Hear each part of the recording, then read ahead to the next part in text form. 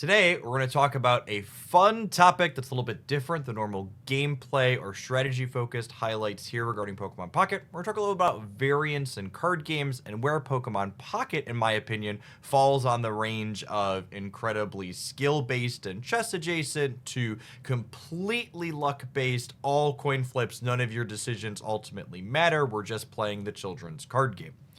A lot of these discussions have a lot of feelings involved, and basically none of them have any objectivity. That's how humans are. We're all biased in different ways, and I'm not going to tell you that my position in this video is going to be any different, but what I am going to try and hopefully help you understand is where my biases are coming from by giving you a little bit of background on myself. For those that are not familiar with me from before Pokemon Pocket, I have a pretty deep history as a competitive card gamer. During undergrad, a decade and a half ago, I made a significant amount of money paying for myself to live, grinding cash poker tables, a game that's full of both variance but also skill for those that are good at leveraging it.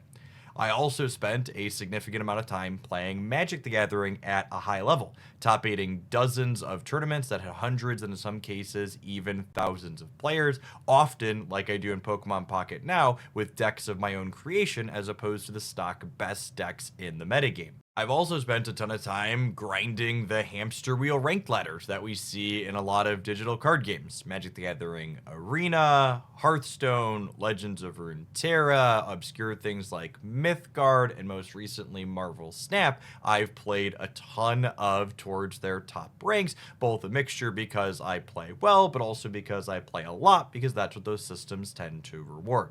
Most recently, obviously, I've also been playing a ton of Pokemon Pocket. My account in general has over 1,300 wins on it, and I've played a ton of Pocket's community tournaments. In the last 6 weeks since the Mythical Island expansion dropped, I've played 145 rounds on Limitless that were best of 3, and I've won 85 of them, which is just shy of a 60% win rate. I want to talk about today's main topic by focusing first on the easy, obvious thing that needs to be addressed when talking about skill in Pokemon Pocket, and that's coin flips. Something that gets misconstrued quite often is that the presence of a variance element, in Pocket's case, a coin flip, equates to the absence of skill. But that's simply not the case. There is skill in mitigating variance as a person playing a card game. Does that mean you can always make good choices to overcome any outcome? No, of course not. Sometimes you're just going to lose, but that's true of Pokemon Pocket, it's true of poker, it's true of Magic the Gathering, it's true of any variance-based game. What's also true, however, is that good players making good choices are going to get positive outcomes after a bad variance experience more frequently than an inexperienced or bad player will.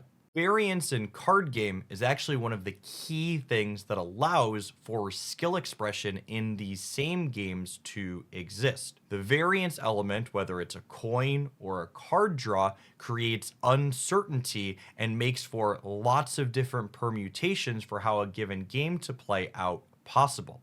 It makes it so you can't simply memorize a bunch of play patterns because there's so many combinations of the way the game is going to play out. You can't simply log them all into your brain and grab out the exactly right one. You have to be flexible with how the variance is occurring to you, and then in the moment be able to come to correct conclusions to give yourself the best chance to win, whether the coin breaks in your favor or it doesn't. The number one thing playing and talking about variance in Pokemon Pocket has opened my eyes to with the community is that a lot of people who enjoy lots of other card games past Pocket tend to have a difficult time identifying what we would refer to as implicit coin flips that other games regularly have.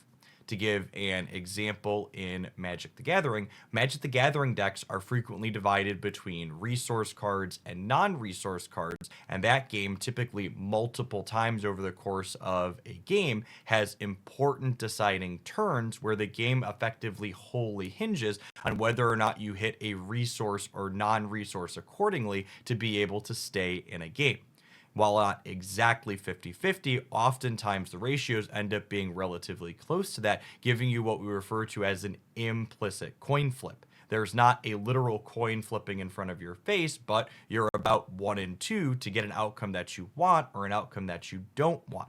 And that doesn't mean that you automatically win or lose depending on which side you fall on, but it does mean that good players are winning more frequently when they hit the bad side of that variance than bad players are.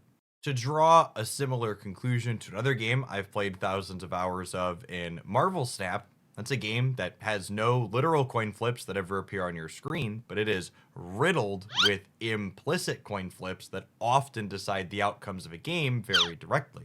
If you haven't played Marvel Snap before, their system has both players play their cards art simultaneously and then reveal them at the end of a turn. Often, the final turn of a Marvel Snap game will come down to how cards were played between two given spots on the board, and if the cards line up correctly for you, you're going to win, and if they don't line up at the same location, you're going to lose. This creates a 1 in 2 scenario or a 50-50 implicit coin flip that hinges the outcome of the game quite frequently. Something that's true of every single one of the card games I've talked about is that it's not a binary either this game is skill based or this game is luck based. It's a sliding scale with a lot of gray that often has a little bit of column A and a little bit of column B. There's going to be games where you just run your opponent over or they stumble and lose. And there's going to be games where the game is incredibly deep and there's a ton of back and forth, and one decision makes or breaks it depending on who ends up making more good choices. While a wholly objective scale measuring which card games have the most variance, which has the least, can't possibly exist due to a number of factors, something that is objectively true about Pokemon Pocket, one of the reasons why I personally have been drawn to it, is that the small deck sizes and the high number of cards you tend to see game to game means that the decks in Pokemon Pocket tend to be incredibly consistent.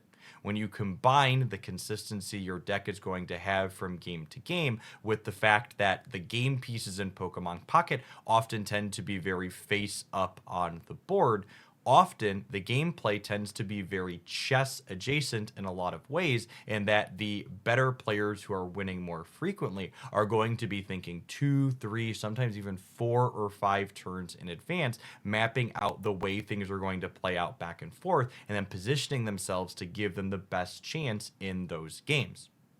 These games that are otherwise chess adjacent actually really depend on coin flips inside of the gameplay to have not only key variety, but also skill expression. Something that you talk about in chess a good deal is you'll get the board to a position where you say this is mate in 3, meaning I take this possible play, which forces this possible play, which then puts them in checkmate. So the game is over in 3 turns, regardless of the decisions that my opponent can make. Pocket avoids these kind of checkmate situations by creating tension and uncertainty over the course of the turn. When you're thinking multiple turns ahead in Pokemon Pocket, a lot of the times you have to be thinking of multiple decision trees where, okay, if this coin hits heads, we go down this path, and if the coin hit tails, we go down this path. And if you start thinking multiple turns in advance, there's multiple coins that you have to factor in. While that's obviously a variance and luck element to the game, it's also a skillful element as well, because needing to consider more decision trees on your potential route to victory is more difficult than when everything is just set in stone and you can predictably go back and forth, now I win, the game is effectively over already. Ultimately, if you're going to be playing any card game, whether it's Pokemon Pocket or Magic the Gathering or Marvel Snap or any of the dozens or hundreds of other good, solid games out there that have variance by design, you have to understand that you're almost never going to win 100% of these games, even if you're making all the right choices. That being said, most of these games, including Pokemon Pocket, often have a ton of meaningful decisions that you're making, and it's going to be very rare that you're making all of the right ones. It's very easy to remove accountability from yourself when you're playing a game that's variance by design and say, there was nothing I could do, it was just all luck and a bad beat, there was nothing I could do to win.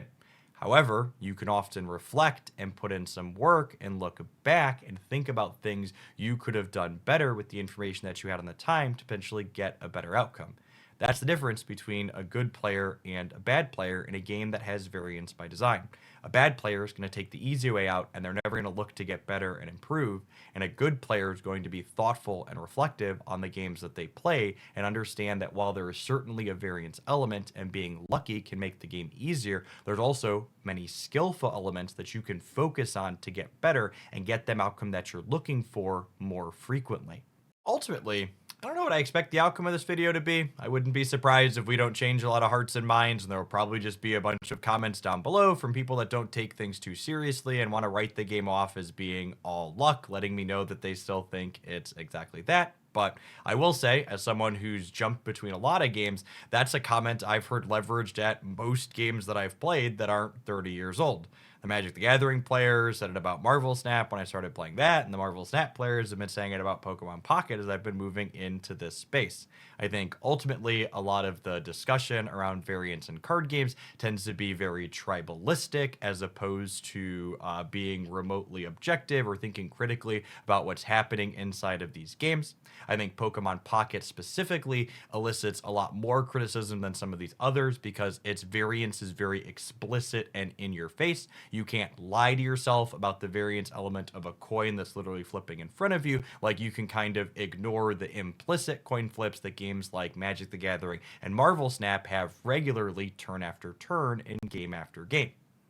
If you made it this far into my ramblings, I'd ask that you tap that like button, maybe help this video reach some more people. I have no idea at this type of theory, craft, deep dive, card game type ramble is going to perform well on YouTube, but I'm excited to find out. If you happen to be new here, consider subscribing to the channel. If you're not familiar with me, past my intro at the start, I also have a graduate degree in mathematics. I've spent time teaching at the high school and college level, so you're going to find my content tends to be very educationally focused like this video is. When we're brewing new decks, we're always trying to level up and figure out what we can do to make them better. I also do regular data-driven metagame analysis, breaking down the largest Pokemon Pocket tournaments week after week, which, speaking of, our new set is coming out here soon, the Space-Time Smackdown. If you want to help define the upcoming metagame for that, myself and other content creators, Spraggles, are going to be hosting a massive tournament with 1,500 USD worth of prizes, and we're super excited to have coverage of that on Twitch and YouTube on Saturday, February 1st, and we would love for all of you at home to play in this completely free tournament with this sweet new set release.